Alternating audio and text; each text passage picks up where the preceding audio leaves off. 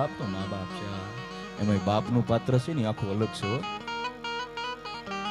જોશીભાઈ મને બોલતા અચકાઈ જાય છે. આજે આપણે કંટોળો જોયો હોય, કંટોળો જૂનો, ઘઉં દરીએ, મગ દરીએ, ચણા દરીએ, એમાં એટલું પડ છે ને, એટલું પડ.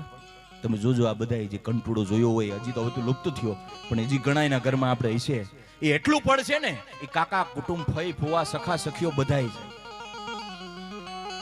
એટલું પડ છે, એ આખો પરિવાર આવી જાય. એમાં ઉપલું પડ છે ને, માં છે. એ દરતી જાય, ફરતું હોય, એ ગીત ગાતી જાય, દુઃખ સહન કરતી જાય, એ માં છે.